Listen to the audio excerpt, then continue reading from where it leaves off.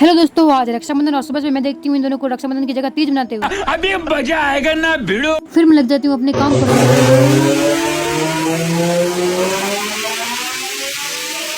इसके बाद मैं देखती हूँ अपनी कुछ सदियों पुरानी कलाकृतियाँ। और फिर द्रौपदी के चीर हरण की नाकाम प्रयासों के बाद हम धन हरण पर उतर आते हैं। तत्पश्चात मैं भ्राताश्री को लुक्खा शब्द से संबोधित करने ही लेकिन उन्होंने कहा कि मेरी मेहनत की कमाई। तभी हमारी आंखों में मिथ्या आंसू झलक उठते हैं। इसके पश्चात हम निकल जाते हैं देवताओं को राखियां चढ़ाने के लिए। और फिर सावधान वाला घंटा बजाकर हम चले जाते हैं। जैसा कि मैंने आपको पिछले व्लॉग में बताया था कि मेरे बुआ साहब नहीं आ पाए, तो उनके द्वारा भेजी गई राखी भी हम ही चढ़ाने वाले हैं। इसके बाद जो लोग बोलते हैं कि राजस्थान में पानी नहीं है, उनको ये तालाब का सबूत बताने के बाद और जैसलमेर के ये पीली संगमरमर की सुंदरता दिखाने के बाद हम देवताओं को प्रसन्न करने के कार्य का प्रारंभ बड़ दादा को राखी चढ़ाने से करते हैं। अब जिस समाधि भी मैं राखी चढ़ा रही हूँ, ये मेरे छोटे भाई नवीन की। हर वर्ष जब मैं रक्षाबंधन के दिन यहाँ पे आती हूँ तो हम तीनों की आंखें नम होना होता है, किंतु आज ये दोनों कुछ ज्यादा ही भावुक होने लगे थे। उसके बाद सभी समाधियों पर राखी चढ़ाने के पश्चात यहाँ पर जो मेन 16 सिद्धों की समाधि है, वहाँ पर सिर्फ राखी चढ़ाता है, क्योंकि ऊपर चढ़ना महिलाओं के लिए वर्जित है। इसके बाद हम आ जाते हैं घर और खाते हैं सेवैया और प्रयास करते हैं मेरी मम्मी के मूड को ठीक करने का। माँ का हृदय होता ही ऐसा है, छोटी से छोटी खुशी के पल में मम्मी को नवीन की याद आ जाती है, किंतु बड़े वाले भ्राताश्री मेरे मम्मी का मूड ठीक कर देते। फिर मम्मी झूला झूलती है और दादी चारपाई पर बैठी होती है। जब इन सास बहू का तालमेल अच्छा हो तो मुझे अपने जीवन में कुछ नहीं चाहिए।